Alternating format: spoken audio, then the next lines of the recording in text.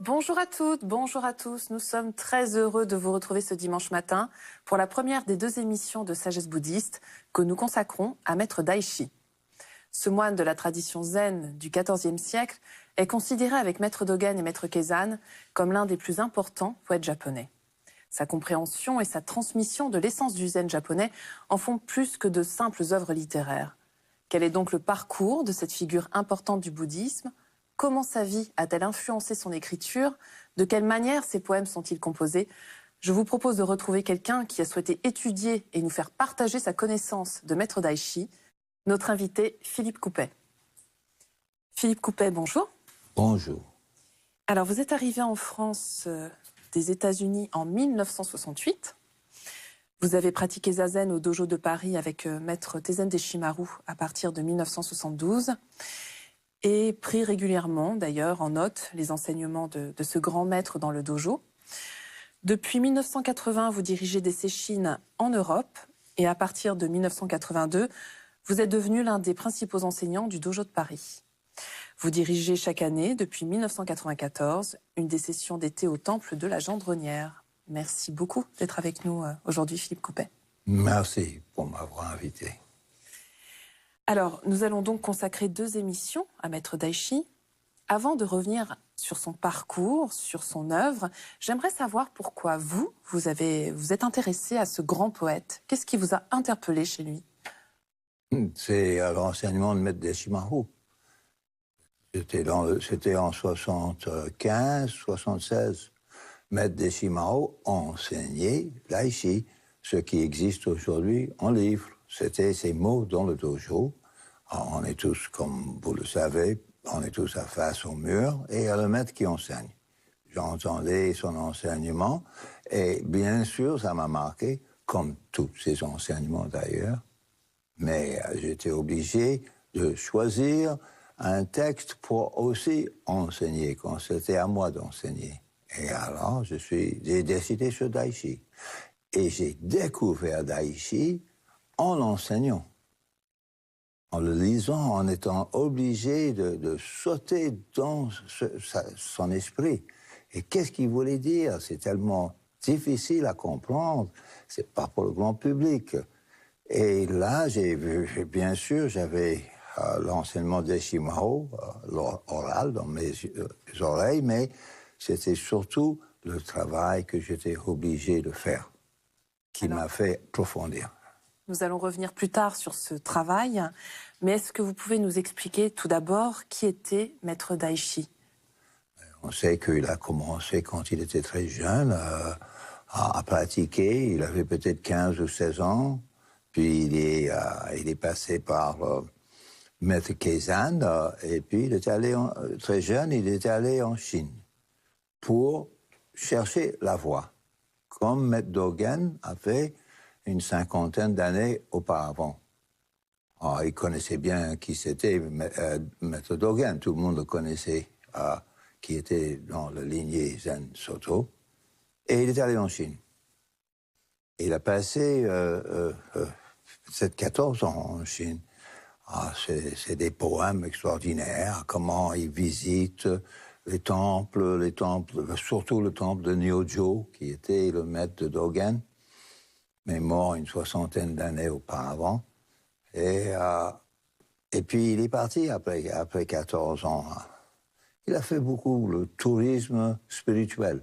Il allait dans les temples et il rencontrait des maîtres et il en parle dans ses poèmes. Et après, il voulait retourner au Japon et il est reparti sans avoir rien trouvé. Il n'a pas trouvé l'enseignement qu'il voulait.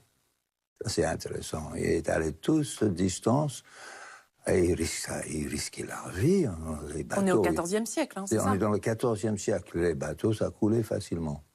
Et lui, il est comme Dogen. Tous les deux sont sortis de justesse, vivants. Et il est revenu, mais en revenant, son bateau a coulé. Et alors, il était naufragé, il tenait un morceau de bois, comme on fait quand on est naufragé, et il arrive sur le côte de la Corée. Et alors, il ne peut pas quitter le Corée, il est sauvé, Mais il ne peut pas quitter le Corée parce qu'on n'a pas le droit. À cette époque, on ne faisait pas le tourisme comme aujourd'hui. Il faut avoir la permission de l'empereur. Il fallait qu'il attende 2 ans avant qu'il pouvait avoir le bon tampon pour retourner chez lui au Japon. Alors, il a beaucoup visité aussi les temples, Tendai, plein de temples il a visité. Encore du tourisme, pour moi, du tourisme spirituel. Mais pour quelqu'un qui va devenir un grand maître et un grand transmetteur de zen, bon, c'est comme ça que lui, il a fait. Et il a eu la permission après 2 ans, et il est revenu au Japon. Et comment il était content de revenir, il était très nostalgique pour son pays. Et ça se dit, le décrit ici ou là. Et il arrive au Japon, et il vit dans un ermitage. Je crois qu'il ne se rasait pas la tête, et il avait une barbe en plus. Il vivait seul dans un ermitage, et puis il a rencontré Maître Sotetsu. Maître Sotetsu, c'était celui qui dirigeait Eiji. Et il était allé chez là pour fuir la guerre civile. Parce qu'ils s'entretuaient beaucoup. Et un de ses disciples était tué. Il était samouraï et il s'est fait tuer. Et il a vécu dans ce temple. Et il a eu le Shio, la transmission officielle aussi. Tout tombe bien. Il évite la guerre civile. Il reçoit la transmission de le Zenji, ceux qui dirigent Eiji. Et il retourne chez lui dans un ermitage. Il vivait dans un ermitage dans l'île de Kyushu, au sud du Japon. Et il a quel âge, là? Il devait avoir 25 ans, quelque chose comme ça. Et puis son maître, le Shio, il était viré comme responsable de Eiji parce qu'il ne plaisait pas les personnes qui donnent de l'argent, les temples. C'était un personnage qui était contesté. Oui. Et alors, c'est pas grave, ça fait partie de l'histoire, pas de Daishi. Et puis Daishi, il a rencontré Keizan, et ils ont eu un très fort contact. Il a toujours écrit. Et il était dans son ermitage, il pratiquait avec quelques disciples, des amis qui venaient, et voilà, il a vécu une vie, hein, c'est comme ça. Et vous dites qu'il avait une personnalité très particulière, comme nous tous, qu'on retrouve dans ses poèmes. C'était un homme très émotionnel, très passionné. Et il a mis toute son émotion, il a mis toute sa passion dans la pratique de Zazen. Et de là venait sa poésie, à travers sa passion, ses émotions dans la pratique, au lieu de les mettre comme un touriste qui visite les montagnes ou en le mettant dans sa femme ou son ami. Il le mettait en Zazen. Et donc puis, c'était un moine très impliqué dans sa vie monastique. C'était pas du tout un monastique. Il vivait grosso modo seul, et ce n'est pas une recommandation. Des fois, il allait en ville ou en village, il allait dans les bourgs, et il dormait ici et là où il pouvait. Et puis il retournait dans son ermitage pour écrire, je crois, et pour pratiquer avec ses quelques disciples. Peut-on revenir un moment sur cette pratique de zazen qui est très importante dans la tradition du zen à laquelle vous appartenez? La pratique de zazen, c'est ce qu'on fait ici à Paris. On peut le faire partout. On se met assise, les jambes grosso si on arrive, croisées, et on est face au mur. Et on appelle ça méditation. Mais ce n'est pas vraiment méditation parce qu'on ne médite sur rien.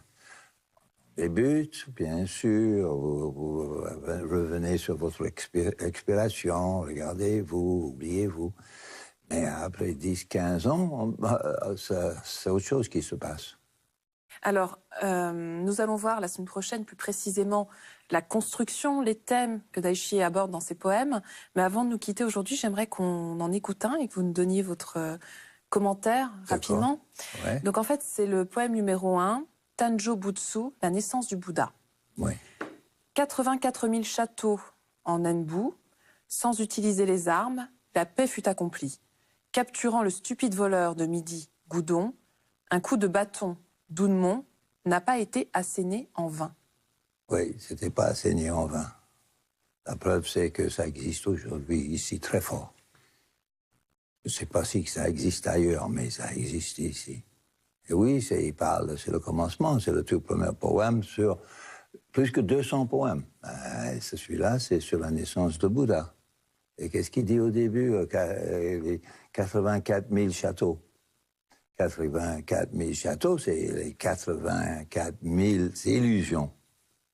Et puis le deuxième ligne, c'est... Sans utiliser les armes, la paix fut accomplie. Eh oui, c'est le bouddhisme pur, et Mahayana. C'est Bouddha qui tourne le rose, la plante, le fleur. Il tourne le fleur dans ses mains et Mahakashyapa sourit. Il a compris. Quoi hein? Ça, c'est demandé à Mahakashyapa ou à Bouddha, mais il a eu la transmission. Et ça, c'est vraiment... et la paix fut accomplie jusqu'à aujourd'hui. Capturant le stupide voleur de midi, Goudon. Ouais, alors le stupide voleur, Goudon, c'est Bouddha. C'est le nom de famille de Gautama, dit autrement, Goudon. C'est-à-dire la famille de Bouddha. C'est-à-dire Bouddha. Et lui, c'est lui le voleur. Et à midi en plus, en plein journée, tout le monde peut le voir voler. Mais qu'est-ce que c'est que tout ça? En tout cas, ça se termine par un coup de bâton d'Oudemont n'a pas été asséné en vain. Oui, bon, mais ce qui concerne le fait que Bouddha est un voleur, ce que Daishi veut dire par là, c'est attention. Attention. Attention à l'enseignement que vous recevez. Attention à l'enseignement de Bouddha. Et Bouddha le dit aussi, il dit, méfiez-vous de ce que je vous dis. C'est vous qui vous trouvez votre lumière propre à vous. Et ça, c'est très fort. Attention à Bouddha, attention à tout, attention à l'enseignement, attention au sutra, attention à la cérémonie, attention à l'enseignement, attention aux Bibles, attention au Coran, attention. Vous ne laissez pas être chopé par rien, par personne, ni par Bouddha, par personne évidemment, et non plus par Bouddha. Merci Philippe Coupet. Je vous en prie. Et si vous souhaitez approfondir cette émission, voici quelques livres que nous vous conseillons. Tout d'abord, Grand classique zen, poème de Daishi, traduit et commenté par Maître Tezen Deshimaru. Vous y retrouverez la traduction et les commentaires des 114 premiers poèmes de Maître Daishi. Des poèmes qui retracent l'histoire du zen à travers les koans et les enseignements des grands patriarches. Zen, simple assise de notre invité Philippe Coupet aux éditions des Iris. Il nous offre ici l'un des commentaires les plus précis jamais faits du Fukan Zazenji, guide universel sur la voie juste de Zazen. Ce texte, écrit par Maître Dogen en 1227, est l'un des textes fondateurs du zen japonais. Il nous explique dans les moindres détails comment et pourquoi pratiquer la méditation assise. De Maître Tezen Deshimaru, Les deux versants du zen aux éditions de l'Éveil. Dans cet ouvrage, Maître Deshimaru indique le chemin vers la source de l'enseignement authentique, la condition normale du corps et de l'esprit.